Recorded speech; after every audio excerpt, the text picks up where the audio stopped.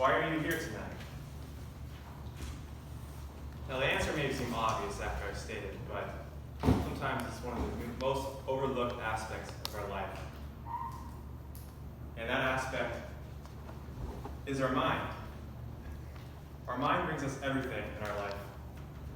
It chooses the clothes we wear, the people that we surround ourselves with, the lifestyle that we live.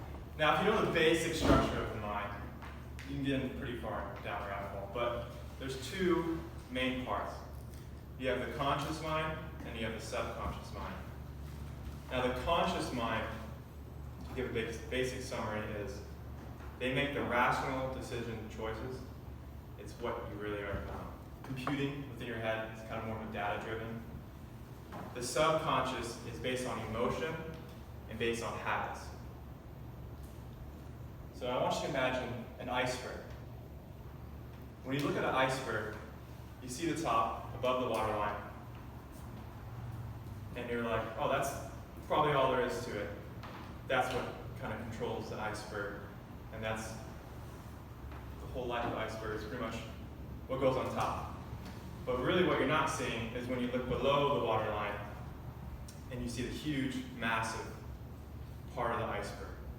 This part of the iceberg controls how it's moving within the ocean, going along the current and everything. Now this same metaphor is with your subconscious mind. Now how has your subconscious mind been programmed over the years? Well, it really starts when you grow up and from your family, the habits they have, the thoughts that were in your mind, and those become your habits and your thoughts. And without even thinking of it, it's kind of an automatic mechanism that controls your emotions, actually, when certain subjects or topics come up. Now, to give a good example, think of when you drive a car. Are you thinking when you drive a car? More likely than not, it's more automatic. Okay, when you're on the freeway, you're not thinking gas, brake, or turn. It becomes an automatic mechanism. So this same thing happens within your subconscious mind, with your own thoughts. Same thing happens when you're brushing your teeth. I challenge you, next morning, when you wake up, think, why am I brushing my teeth this way? Well, chances are you've been brushing your teeth that way ever since you were probably young. There's probably similar strokes and similar everything. That whole mechanism right there, that's part of your subconscious mind. When you really dig deep, and as I did with some books and everything, and you can find a lot of stuff on the internet if you really want to get into it, this subconscious has a certain image of yourself that you're conducting your whole life by, below the waterline, and you're not really thinking this through. It's similar to a record player.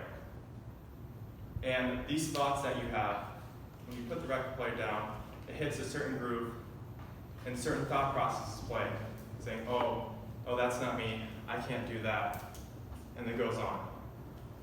And so, how do we change this? How do we benefit this? Well, you can really benefit this by structuring affirmations. Affirmations are when you actually start to program your subconscious mind yourself, and you start to control the destiny of your iceberg and where it's going.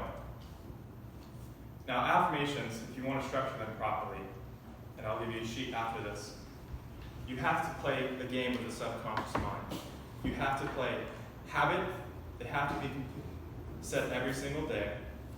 You have to play emotion, because the subconscious mind operates on emotion-based. And then you also have to play timing. Timing is when you first wake up in the morning and when you go to sleep.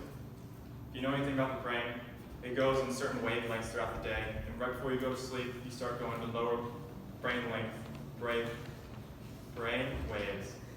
as you doze off. Now that's the time when you program your subconscious mind. Now, there's been some studies done and actually shows that around 80 to 90% of your life is controlled by your subconscious mind, whether you know it or not. And it's a good another metaphor is, imagine you're in a bus, but you're split in two.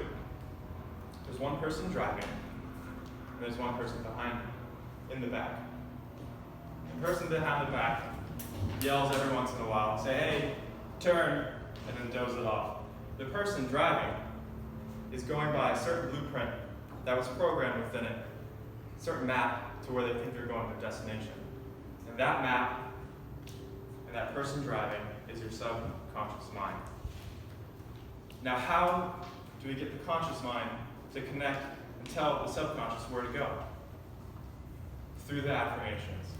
Through programming, you're making a tool that connects both of them and really help guiding and steering that bus driver to the way he wants to go in life. Now, I want to leave you with one quote, and it's from Plato. It's, "To conquer self is the best and first victory anyone should try to accomplish. But to be conquered by self is the most shameful and vile." Now, I want you to take control of your mind and start guiding the direction of your life.